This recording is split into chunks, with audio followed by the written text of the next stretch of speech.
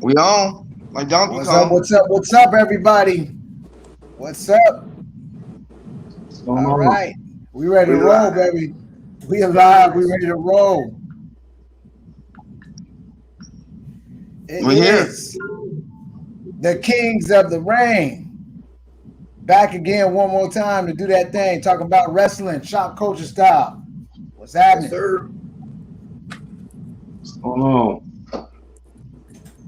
Barry Crosby is broadcasting live from SpaceX satellite right outside of planet Earth. A little choppy. Bear with us. He up there, you know what I'm saying? He just get it Parts right. unknown. Parts unknown. In the Warriors' old hometown. Ultimate Warrior. Yeah, he's guys, we got a great show today, man. We have got a lot to talk about because we are going to be breaking down part one of our two-part series of the greatest feuds of all time. And so this time around, this week, we're going to be focusing on the first half of it, which is the 20th century, the top 5 feuds of the 20th century. So everything before the year 2000, we are going to be touching on, and what is our personal take on what the top 5 feuds were during that time period. So that's what we're going to be breaking down.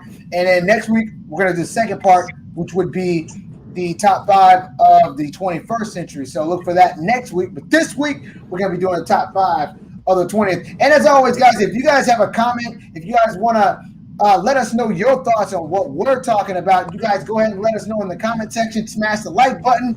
And let's break it down. Let's get into it. But before we get into our top 5 of the 20th century, first, quick thoughts, everybody, on what we saw go down on Monday Night Raw, SmackDown, everything happening in the wrestling world, AEW, whatever it is. What's your quick thoughts? B, what's going on in the wrestling world that you want to speak on real quick? I don't know why the Hurt Business Shelton Benjamin, my man, lost the titles. What a terrible, terrible showing. Yeah, New Day, 11-time tag team champions now. They took the belts from Shelton and Cedric Alexander. The Hurt Business does not have all the gold anymore, man. What's going on? Redder Tony, what do you think, man? What's your thoughts on everything? Hold on, Corey, are you on now? Yeah, I'm on.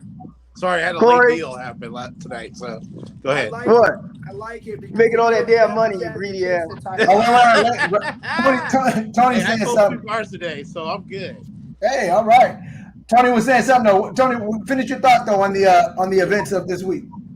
I like the loss because it allows the Hurt Business to chase the title into Mania.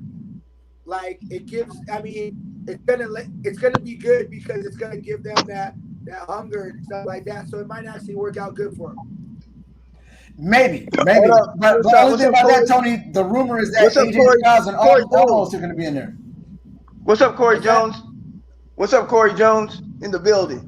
What's up? No, not you. I know. What's up, Corey? I see him on here. What's good, fellas? Corey Jones said. Eddie, what was your thoughts on the week, man? My new team. From SmackDown, I was pretty shocked to see Edge get into it with Daniel Bryan. I wasn't expecting that. I was expecting them to kind of be on the same side a little bit and see what's going on with Roman Reigns. So at least it can beat them two at WrestleMania. But I know Roman's gonna make it. He's gonna have a big show. And then as far as all with Hurt Business, I'm thinking they're gonna have a special tag team match at WrestleMania. I'm thinking of more of a kind of like maybe a TLC match or something, just to bring it back around. Since there's going to be some fans there now, keep it intense.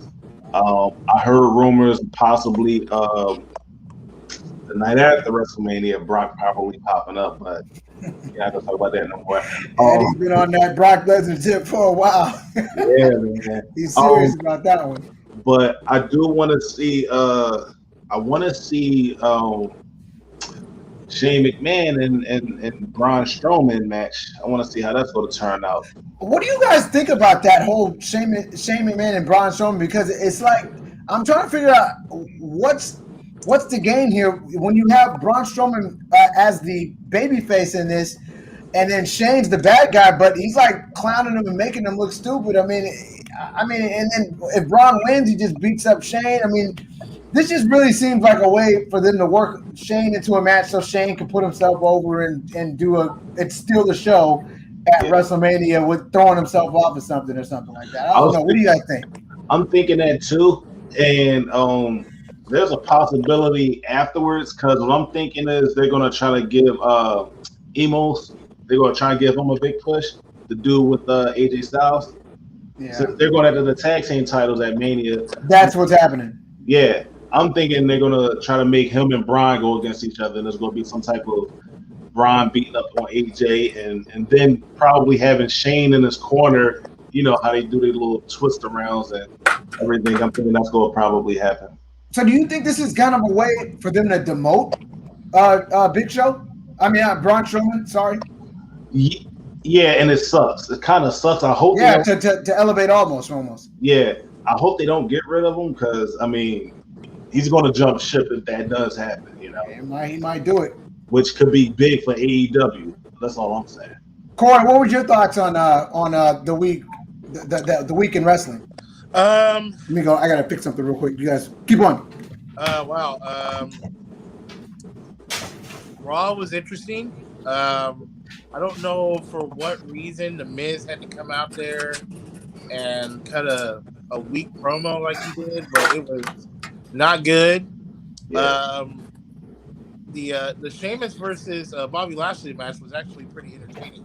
I don't know. I get this feeling that they're going to add something to that championship match. I don't know. Maybe it's just me. Maybe I'm just speculating, but it just feels like that match is missing something. Which match are you talking about?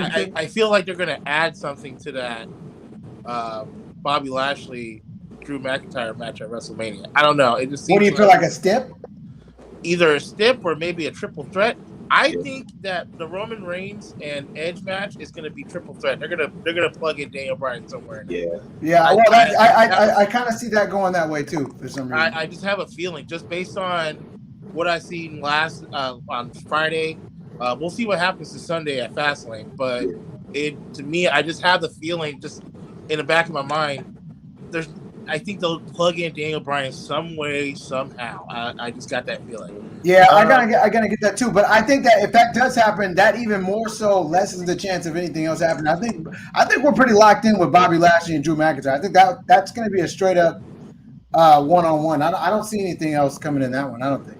Well, do you feel like they need to change it up? It can't just be a one-on-one straight up. They got to add a stip or something to it. I actually don't think that they like to do. I think that a lot of the big heavyweight matchups, they like to keep simple one-on-ones at WrestleMania. I don't think they typically don't like to do a whole lot of additions to it. Not since the days of the McMahon in every corner four-way or whatever. I mean, and the one triple threat at WrestleMania 20, they don't really do those a lot. They usually keep it one-on-one. I'd be surprised if that changed up. Real quick, I want to shout out everybody who's joining us. Corey Jones, anybody else who's joining us, thank you for watching. And let your comments in the comment section be known so we can holler at you. We can take a look at them, and we can keep the conversation going with you. All right, guys, Barry is having some technical difficulties.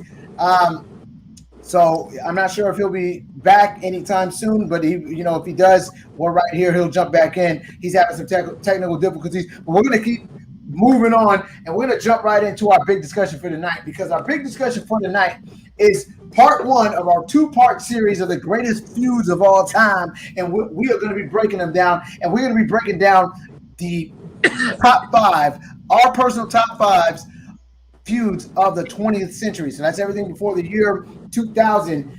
And we're gonna break it down. We're gonna go all around. I'll kick it off here. Wait, everything before the year 2000? Yeah, this is everything. The 20th century. So this is everything. These are the top five feuds and before the year 2000. And then in next week's episode, it's everything post 2000. So the 21st century. So top 5 of the 20th century of our top 5 feuds. Corey's list is going to be interesting because I'm not sure that he was aware of that, but I'm sure he'll come. Okay, I'm sure he'll come with it. Yeah.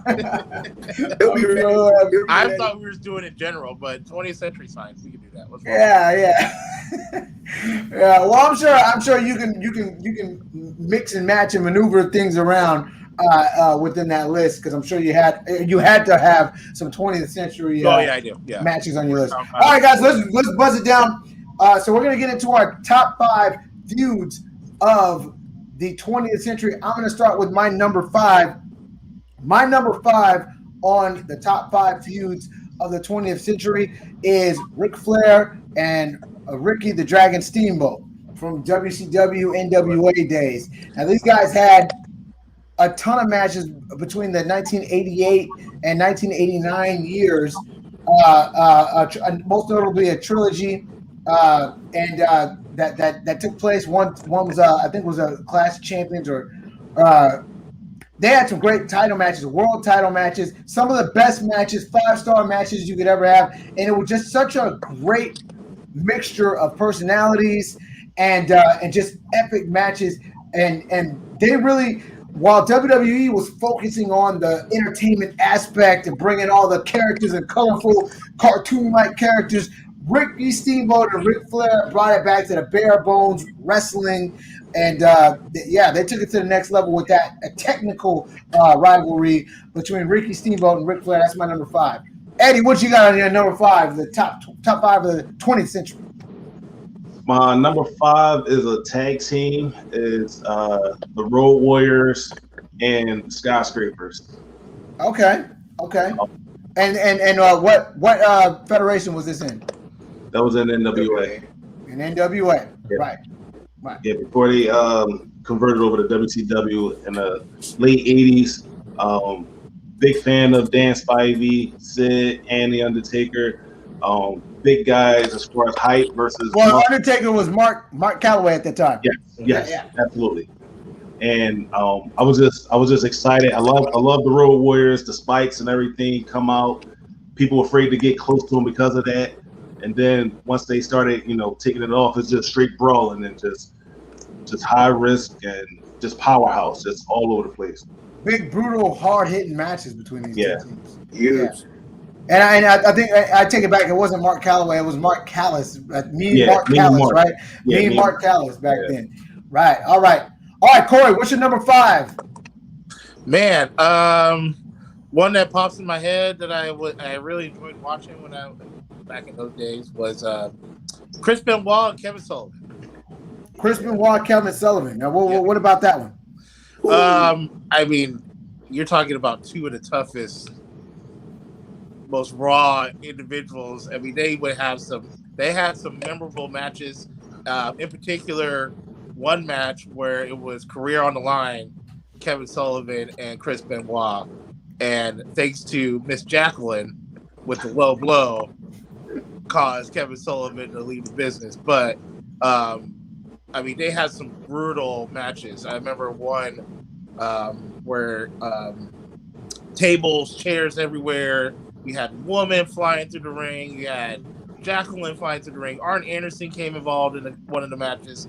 So I like both of those guys, especially Kevin Sullivan. That's my guy. So I'm gonna go with Chris Benoit, Kevin Sullivan. A big technical matches. That's another one of those technical feuds. But they also had a lot of good brawls in that too. Mm-hmm. So it's a good pick there. Raider Tony, what is your number 5 pick? It was hard for me because my thing is feuds are long storylines and they put a lot of effort into it. Where now it's mostly little programs, little rivalries. Yeah. But for feuds, being that it started in '95, I have to go with Tommy Dreamer and Raven. Oh wow, okay. That storytelling. I mean, they prolonged that with the Beulah pregnancy and all the different stuff. This is ECW you're talking about too, right? And they kept you in thrall the whole time. I mean, it was good stuff. And since it started in '85, we're good. Yep. All right. Good pick there. And that was ECW. Remember, guys, be real clear when we're telling everybody what the year and the federation, just so everybody, if they want to go look it up, they can go look it up and check it out for themselves. Let me shout out everybody on the comment section right now. We got a lot of comments here. Barry said Raw sucked on Monday night. I think we all know why he felt that way. Jeremy Carter says, I feel like it's trash that they have made Lashley defend his title 2 weeks in a row. I'm not sure that was a title defense this week. Was it a title defense? No, it was not. No, I don't think it was. Nicholas Jones says Lashley with the title, question mark. Yeah, hey, Lashley's been killing it, Nicholas. You got to go check him out, man. Hurt business. Lashley's one of the hottest in the business, not named Roman Reigns. Let me see here. He beat The Miz twice. Come on, man. He beat Sheamus, and that was a good matchup. We'll get back to that. Very grabbed Nicholas Jones. Yes, he beat The Miz. Them and the Hurt Business is the best thing going. And Barry also says, yes, finally Corey Phillips got something right. I think you liked your pick for your top five. Jeremy Trump says Ric Flair versus Ronnie Garvin. Good pick there. Nicholas Jones says, The Miz is ass too. LMAO. The Miz will always be Mike from the Miz TV's MTV's Real World, the white boy that always got punked by Coral. All right, guys, I'll get back to the comment section in just a minute.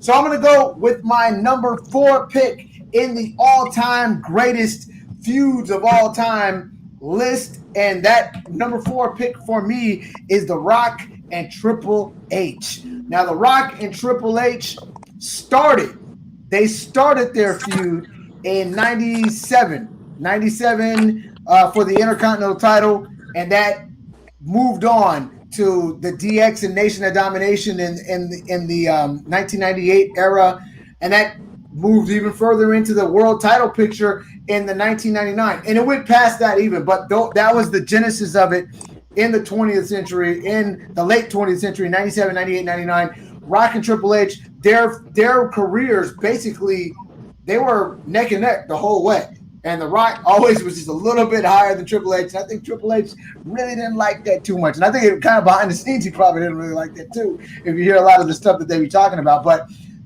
ultimately, they worked great together in the ring, and they were oil and water, and they were just opposites, but they were great together as a feud. Triple H and Rock is my number 4 pick. That's a good one. Eddie, what is your number 4 pick for your top 5 of the 20th century? I'm also going with an ECW feud, right, which is Jerry Lynn and RVD. That was a good classic battle matches with just a lot of mixture of hard hitting, aerial assaults, counter maneuvers, and just it helped evolve what the wrestling matches are today with a lot of the mid-card wrestlers. And I see good point. Hitting those moves and everything. So even with the hardcore style with the chairs and stuff, I think everybody used that now, and it's a good tactic, and everybody is starting to adjust to that stuff. Well, they've been adjusting to it, but you see it a lot more than usual. Oh, yeah, most definitely. And I think there's a good point that you make about how it did transcend the business a lot. And a lot of what we see today in the NXTs and the AEWs and TNAs and all those other places, a lot of that originated from the ECW, bringing a lot of that Japan and the Lucha Libre style of Mexico into what they were doing. So good pick there, Eddie. Corey, what is your number 4 pick of your top 5 of the 20th century feuds? I'm going to go with one I think everybody should know about, everybody should like. Shawn Michaels, Razor Ramon. I mean, enough said. I mean, WrestleMania 10, the ladder match for the undisputed Intercontinental title, that put the ladder match on the map. I mean, and then you just go down the list and look at all the great ladder matches that we had. That one probably set the bar to me. So, yeah, okay. Corey, that's a good pick for a match, but the feud, though, I don't know that they had. They had a rematch of that too, right? They had a couple of matches. There were 2 ladder matches that were the main pay-per-view matches. There was another one at SummerSlam '95 that they had that was a match. I'm not sure the feuds were the greatest things. They both made claim to the title. That they were. Yeah, that was going into WrestleMania 10. Yeah, that happened. So, I mean, there was a build-up until that match. Great, bro. Okay. Good pick. That was definitely one of the best matches of all time. Raider Tony, number 4, top 5 feuds. I go of the 20th century. NWA around 84, 85, and that's Magnum TA versus Tully Blanchard. Oh, wow. He went Magnum TA, Tully Blanchard.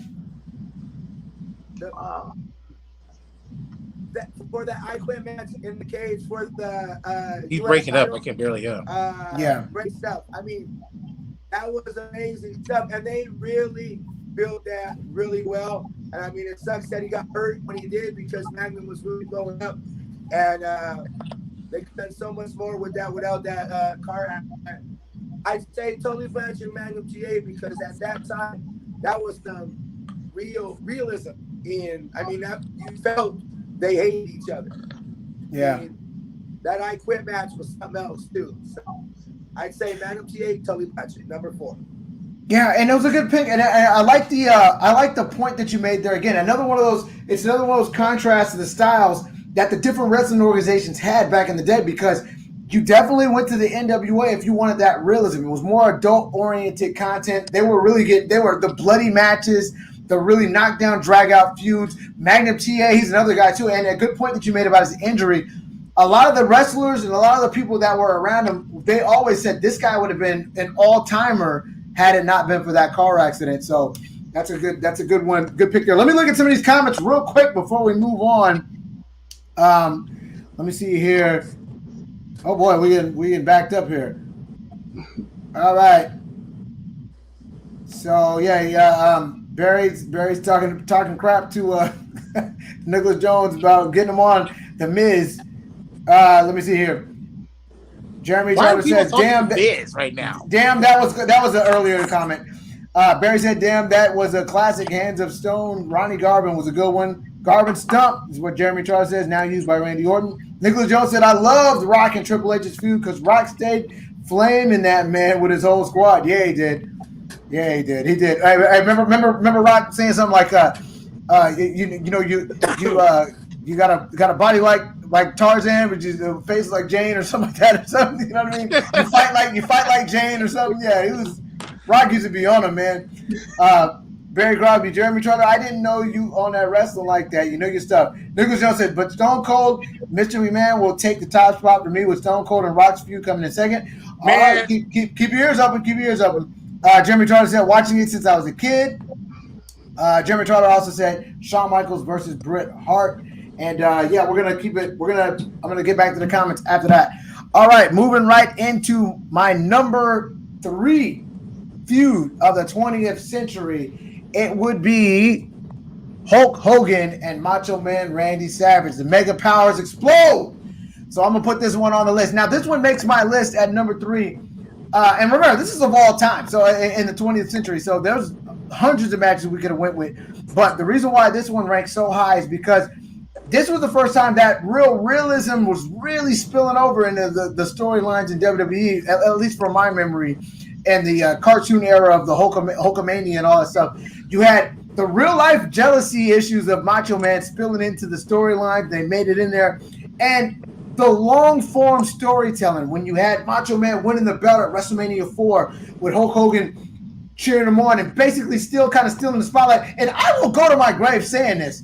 Macho Man was right in that feud. Hey, Macho Man was right. Hogan was a snake in that feud. If you really watch it, and I always wonder, was this like a behind-the-scenes thing with it? Hey, look, so Macho Man's the champion, but he could never go on last by himself. Hulk Hogan would always put himself in the main event matchup every single time. Macho Man would never go on by himself. They had to do the Mega Power versus Mega Bucks at SummerSlam. Then it'd be the Hulkamaniacs team, and then Hogan ended up getting all the glory for that, and then holding up with Miss Elizabeth. And you remember Macho Man's face when Hogan would be doing stuff? Macho Man would be making little sideways faces like, hold up. Then watch the Royal Rumble in '89. Hogan purposely knocks Macho Man out of the ring, and Macho Man gets in there like, what the hell? And he's in there like, oh brother, it was my bad. I was just trying to get out Bad News Brown, brother. Hey, look, man, Hogan was a snake, and Macho Man was right. And that's why that feud, when Macho Man finally popped Hogan on his ass when he was laying on that stretcher, and got him saying, "Hey, you should come at me like a man." And bam, look, Macho Man Randy Savage. Go back and look at that stuff, man. Great stuff. I was never really a Hogan fan to begin with, so I mean, hey, Hogan with a snake. I can't stand Hogan. Hey, man, I'm telling you, man. You guys go back and check that out for yourself and see if I'm lying, man. Hogan was on some backstabbing stuff, man. All right, man. That's my number 3 on mine. Eddie, what's your number 3 feud of the 20th century? I had Stone Cold and the Hart Foundation. Oh, good pick. Good pick. That was a good one. 97. He went from fighting Brett, going down the line, Brian Pillman with him, Owen Hart, him suffering all of the injuries. Classic with him and Brian Pillman at the house. Oh my God, that was the best. You can't with the gun. Remember that? Was it with the gun? That was some crazy stuff, man. Put him next to that truck. I know. Throwing trash cans on him. Oh, it was great. Yeah. I mean, if you want to take it back even further, it goes back to WCW when they were the Hollywood Blondes. Yeah. In the turncoat. So, I mean, they have history and they transferred over to WWF at the time, and it was real classic TV, must see. Every week, what's going on? Yes. Loved it. Yes. And Eddie, good point about that, man. They had a lot of history going back to their Hollywood Blondes tag team from WCW that they had. But the thing is, behind the scenes, and this is how good of performers they were, because they looked like they hated each other. They couldn't stand each other. Hogan when he did Austin when he did the thing with the steel chair and tried to break his leg and stuff like that and all that. So they looked like they hated each other, but behind the scenes, they were like best friends. They were like brothers. And they said the day that Brian Pillman died, they said Austin was crying like a baby behind the scenes. Like he was really broken down about that. So those guys were such good performers because on camera, they looked like they hate each other, but they were really good friends. So that's a good pick. Really good pick, though. Austin and the Hearts. That was the first time it was like U.S. versus other countries. It was like U.S. versus Canada. And even England got into it a little bit. So, yeah, good pick there. Hart Foundation and Stone Cold for your number 3. All right, Corey, what's your number 3 pick?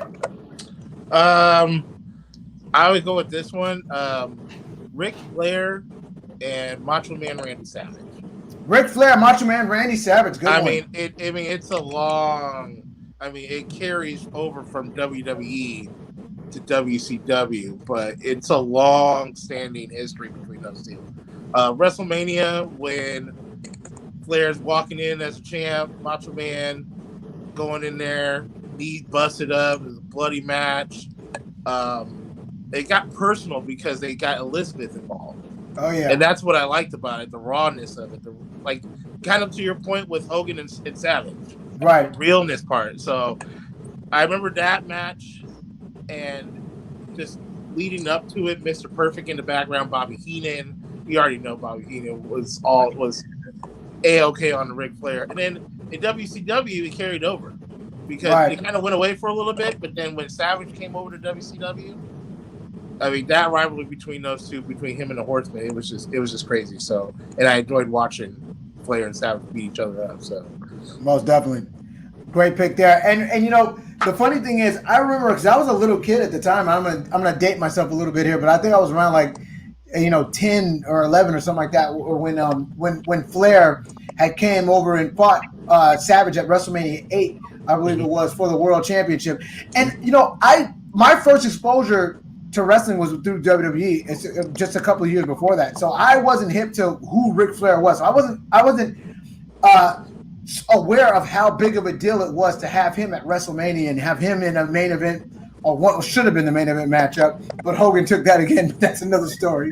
But yeah, I didn't know how big of a match. I didn't realize how big of a match it was, but I just remember being like, "Whoa!" He's talking about Ric Flair saying if he beats Macho Man, he's gonna put a naked picture of his wife. I remember as a kid, I'm like, is that really gonna happen? He's gonna show a naked picture of Miss Elizabeth?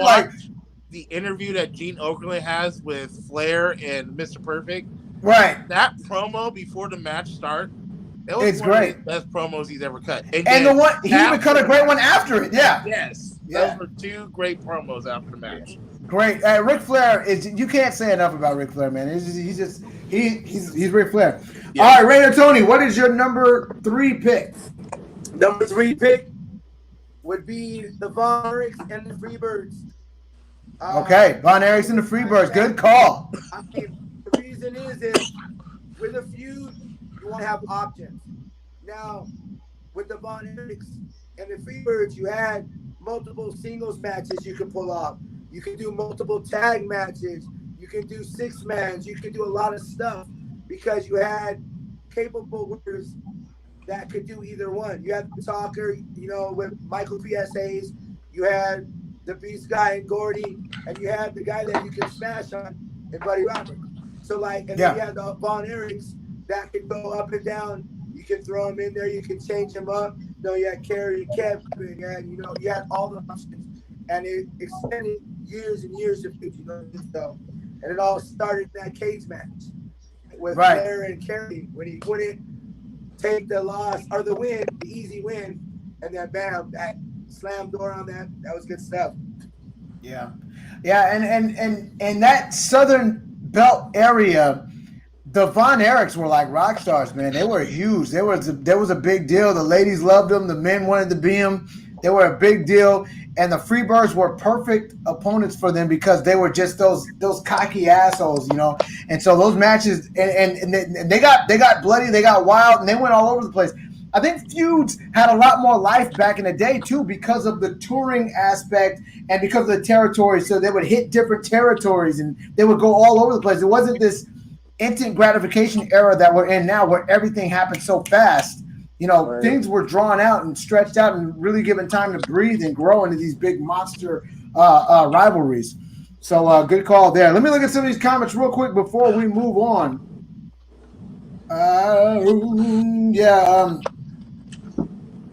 Shawn Michaels, Bret Hart from Jeremy Trotter says Shawn Michaels, Bret Hart. We'll get back to that stuff. Jeremy Trotter says that wasn't a feud. I think that was when they were all.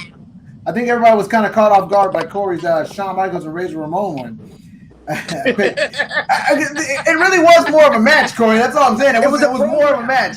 It was a little bit more. It was more of matches. It wasn't necessarily feuds at the time. They had a feud going into WrestleMania 10, but that was kind of it. I don't know. Hey, hold on. This is my list. Okay? I'm rolling with hey, I'm not mad at you. I ain't mad at you.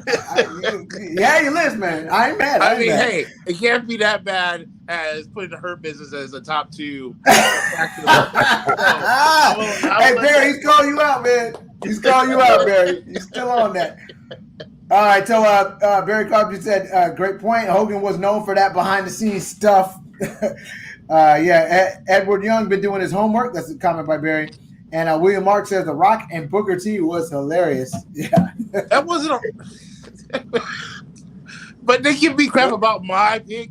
Why not watch? There was no rivalry. Hey, he took the title by. No, it was. They had a couple matches. They had a few matches. Why was I watching a clip of Austin in the Green Frog grocery store with Booker T earlier? That is one of the best moments in wrestling history, man.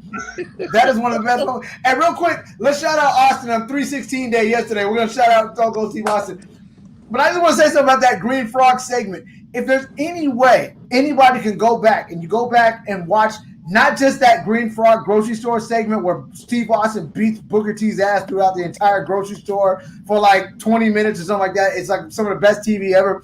But everything leading up to that was even good too. And they never talk about the other stuff, like Booker T in the bingo hall with the old ladies. Yeah. Or when Booker T hides out in the church. In the church, and he's pretending to be the father, giving the confessions, and the girls telling him that she taped a videotape of her cheating on her husband, and he's like, "Me the tape." Yes, my child, send me the tape so I can. Hey, Booker T is a comedic genius, man. I'm telling you, people don't give him his credit, man. Booker T was amazing, and that's one of the best nights ever, man. That SmackDown. I agree, 100%. All right, well, let me get to it. Oh, Jeremy Trotter sends out when he says Hogan versus Piper. Maybe that'll make somebody's list coming up here soon. I don't know. All right, I'm moving into my number 2 of the 20th century. My number 2 feud of the 20th century, and this one, this honor goes to one of the realest feuds that would ever exist in professional wrestling history, and that is Shawn Michaels and Bret the Hitman Hart.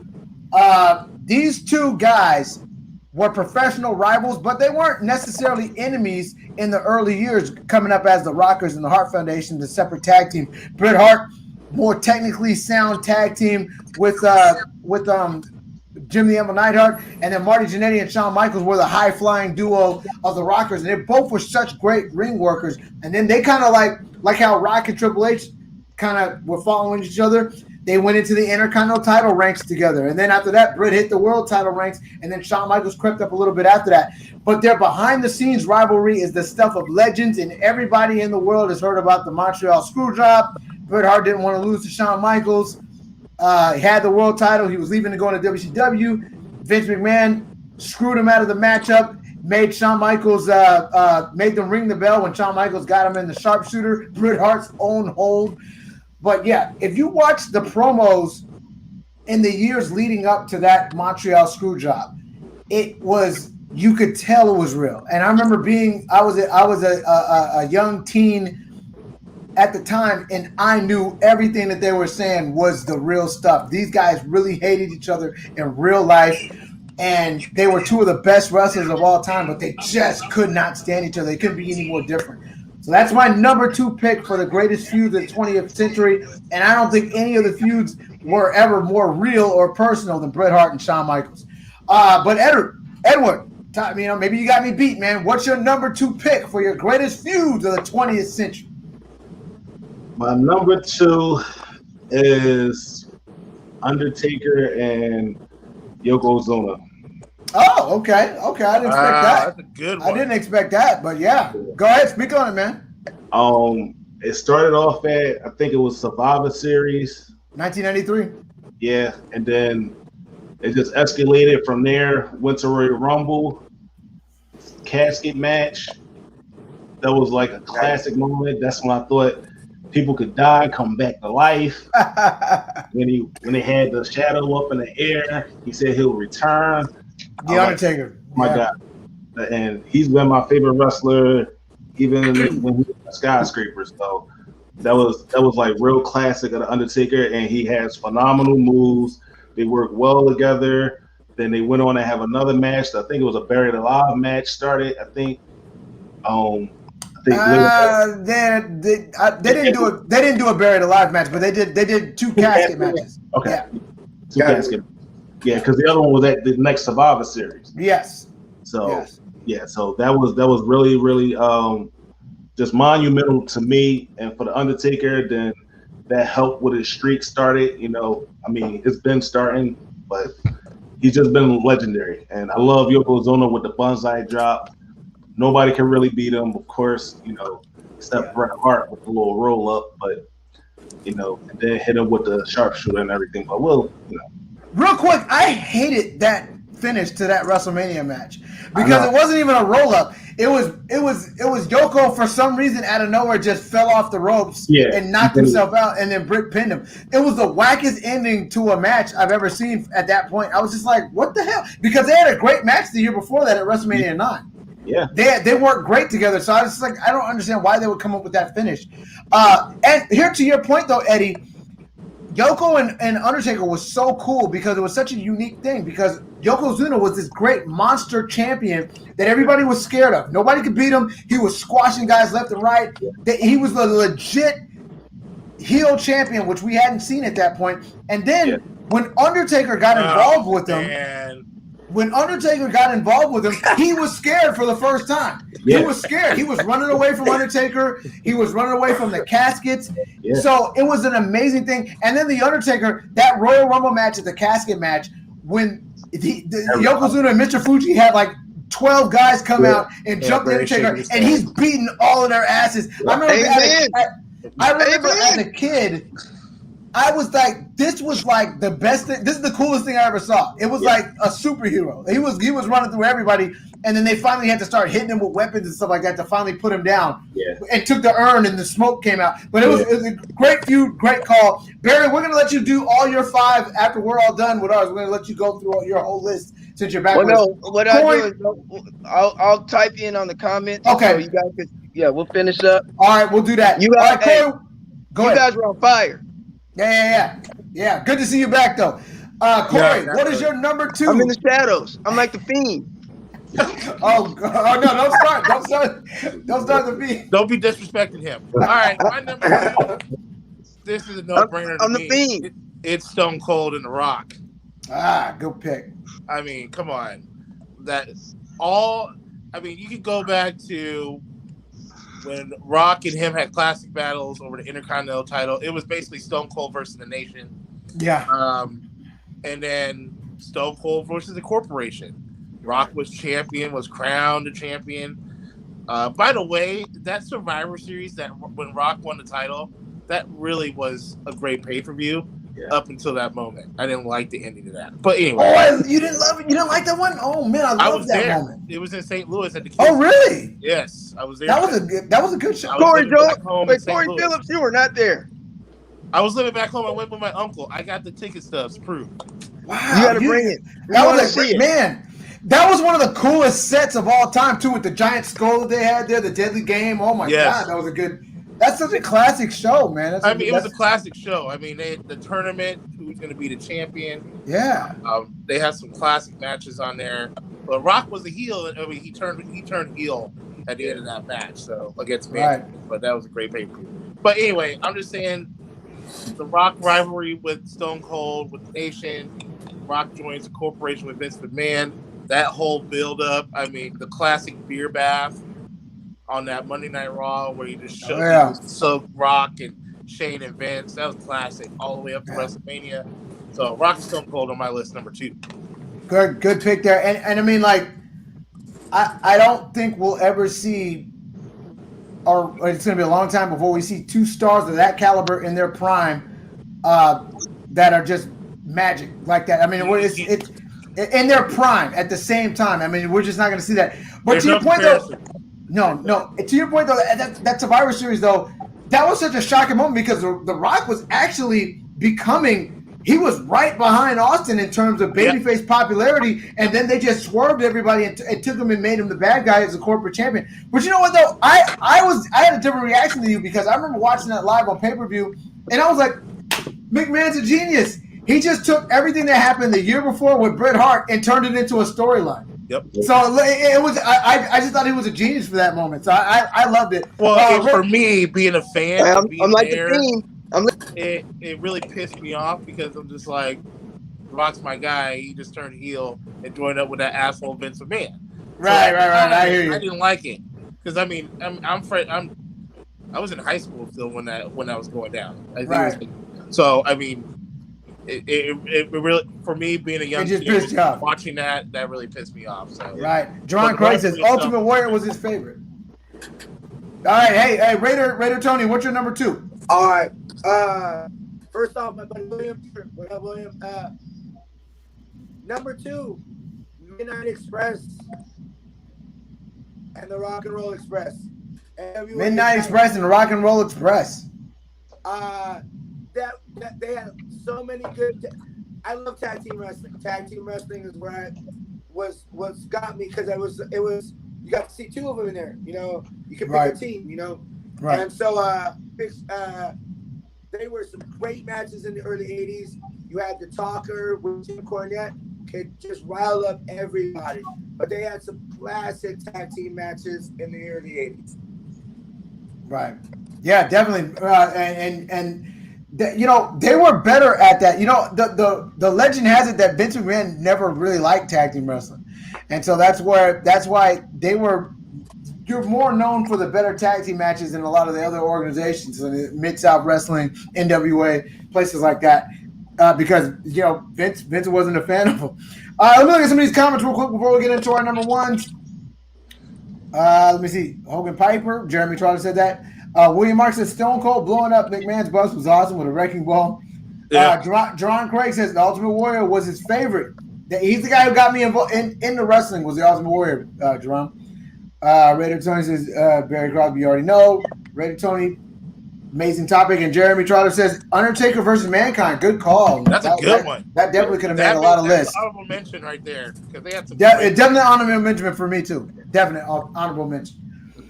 Good call on that one. All right, so our number 1s, we finally made it to the end of our list. So my number 1 feud and the history of wrestling in the 20th century, because that's part one. We're going to get to part two next week in the 21st century. But my number one of the 20th century, it's Stone Cold Steve Austin and Vince McMahon. Stone Cold Steve Austin versus McMahon. That was the most, I think, the one that transcended the business the most, because that feud really it ended WCW, really. I mean, because it was so hot. It made them so popular. It brought out the best in Stone Cold Steve Austin. And it was done so well. They set the seeds of it in late 97, where Vince McMahon was still largely known to most of the world as just the announcer guy. And a lot of people were just kind of finding out that he was the owner after the screw job. And so him not really liking Austin stunning him, and then Vince trying to subtly, after Austin won the belt at WrestleMania, he tried to get Austin to jump on board and kind of play his game and be the corporate champion. Austin stunned him again and started the feud, and it went for the whole year. And Vince McMahon became probably the greatest heel in all time in wrestling at that point. I would be very hard pressed to find somebody, maybe Ric Flair, but Vince McMahon, the Mr. McMahon character, was everything that everybody hated. The rich millionaire. He toyed with people's lives. He screwed up people, screwed their matches up, kind of like Vince McMahon in real life. But it was a great feud, and it just spawned so many things. It birthed the Stone Cold Steve Austin legendary character the way we know him. It birthed the Rock, the corporate champion, people's champion, came out of that. Austin McMahon is the biggest piece of wrestling history if in terms of feuds to me. So that's my number one. Eddie, what's your number one? It's a tough one, but I had to go with the introduction to Hell in a Cell, which was Shawn Michaels and The Undertaker. That was, I think, in 97 or 90. Yeah. Bad Blood, 97, October. Yeah, they've been feuding ever since then, but it was just the fact of seeing that Shawn Michaels bloody. That was probably the worst I had seen in a long time or in a while, as far as in the mainstream wrestling, as far as WWF or WCW. Never seen somebody get thrown off of a Hell in a Cell before. That was the first one. So just seeing them just fall and go through the table and everything, just complete domination on behalf of the Undertaker. That was just showing his complete dominance until the Big Red Machine came in and interfered and shocked the Undertaker, kind of like how Undertaker been shocking everybody else, like Kamala and Yokozuna, guys like that. He just was in shock, didn't know what to do. Right. So that feud, and it's still it continued all the way up until 2012. Oh, sorry. Right. Well, right. But so also though, if we're just staying in the 20th century portion of that feud, they had some great stuff that happened actually because of the SummerSlam 97. So remember he hit him with the chair and caused Bret Hart to win the title. And then that led into a great match. Their first actual pay-per-view match was at Ground Zero 97, where they fought for the first time. And then they had, the whole thing where he made him bleed with the chair, and they went back and forth. And then that led to the Hell in a Cell, which eventually led to that casket match. Yeah. So all in that same time frame, we're just keeping it within the 20th century. They did have a very good rivalry at that point. So good call there, Eddie. Corey, your number one feud of the 20th century would be? Well, you stole mine. Ah. So Stone Cold. Say it again. Man, I mean, you basically said everything, but for me personally, it was Stone Cold, the rebel, the anti-hero versus the establishment. That's how I looked at it. I mean, the build-up leading up to the making of the corporation. I mean, so Vince McMahon was trying to put him in all these matches, triple threat matches against Kane and Undertaker, and then stripped them of the title because they both pinned them. Remember that? Yeah. And then the Zamboni the next night on Raw, which is one of the greatest moments of Raw history. Great moment. Stripping them of the title, then the first blood match with Kane. All those matches leading up, that's all Vince trying to be the puppet master, pulling strings. And I thought that was intriguing and impelling, and it got me to watch. And people ate up everything. And then leading up to the corporation, that was, I mean, like you said, that basically blew WCW out the water. Yeah. It was done. Yeah, that was it. That was it. So that's my number one. Good call there. Raider Tony, you're number one. I went a little different with my number one.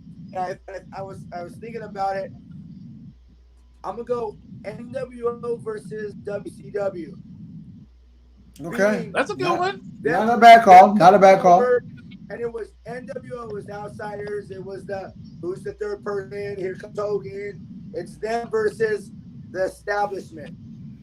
So like everything that was bad about WCW and the transition from the old time NWA to the WCW and them coming in and trying to change the game.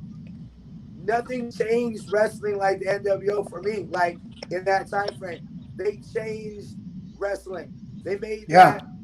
We talked about it like it was the kind of the start of the Attitude Era. You know, it was like it changed everything. Without them, there's no McMahon, Stone Cold. You know what I mean? So NWO versus everybody else. That's a good point. You know, it's a good call because that was the feud. I mean, there was different guys that were inserted, different pieces were moved around here and there, but really, it was Hall and Nash coming in, pretending to be the guy sent down from WWE almost as the we're taking over. You know what I mean? And then that evolved into them having Hulk Hogan as the guy. And then it was the big thing about them just dominating and destroying WCW. That was the feud. It was NWO and WCW. So that's a good call on your feud there. So that's it for our list here, guys. Remember, next week we're going to be doing part 2 of our top 5 greatest feuds of all time. And this time, for everybody, so you guys can all get it clear, we are going to be doing the 21st century. So it's going to be everything post-2000. So anything in the post-2000. And it's so crazy, too, that we're now at a point where, you know, remember when the new millennium first started, it was like, oh, it's a whole new century. It was like, well, it's only been like a couple years. Now it's like we got 20 years worth of stuff in the new millennium, in the new century. It's like, it's crazy. But yeah, so check that out next week. We got the top 5 feuds of the 21st century. So we're going to jump into that next week. And that's going to be it, man. Want to thank everybody for joining us today. We had some great topics, some great conversations here. Let me look at one of the couple comments I missed real quick. Hey, I wanted to mention something. Go ahead. So did you guys get the notice about the WWE Network? Yeah, going over to Peacock. Yeah, gotcha. Okay, that's interesting that we kind of knew it was happening, but the fact that we have to get that service to get the WWE Network is well, as an Xfinity person, I got Peacock. Already, but I mean, it's kind of weird. Also, I just don't see how financially that's going to be, you know, something. I know they're getting a lot of money from Fox right now, but I mean, like, you know, it just better like for WWE. Yeah, I think I would have thought they would have made more money with their own streaming service, but I don't know. I don't know how that works. Let me look at one of these comments real quick before we go. William Mark says the entire Attitude Era will never be replicated. Today's wrestlers have no natural charisma and bad storylines these days. Yeah, agreed. I mostly agree with you. I think that there's a couple diamonds in the rough there. I think that the charisma thing is a little harder to say because I think that they're really handcuffed nowadays. I think that the brand is so corporate now with their deals with Peacock, with their deals with Fox, you know, Universal, and all these things. I think that they really handcuff the wrestlers and they don't really give them the freedom and space to become the characters that they were back in the day. So, you know, will they continue that? I don't know, man. You know, who knows? They're not, though. Not looking good. Who knows? Yeah. You know, we might have to wait till Triple H takes over or something. Please, Triple H. That's why I watch NXT so much, because NXT is good. Right, and if you to that point, that's what I'm saying. They actually seem a little more natural in that, and that is Triple H's thing. As a matter of fact, I don't even think Vince really pays that much attention to NXT. To be honest, you know, I think that he catches wind of the guys after they're getting talked about, and then they bring them up, and then he sees them, and he's like, I don't know, either he likes them or he doesn't. Tonight's show's been great. I mean, it's only been on for an hour and a half, but I mean, Walter shows back up. You got Adam Cole and Kyle O'Reilly getting arrested. You know what I mean? Oh, okay. Yeah. So we're going to check that out.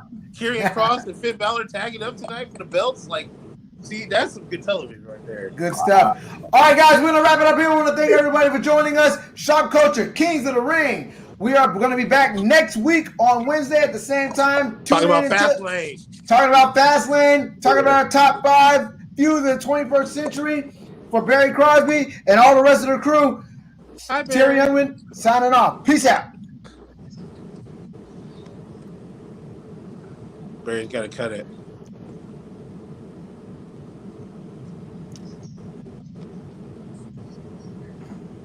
Barry with the feed. Everybody just peace out. Peace. Peace.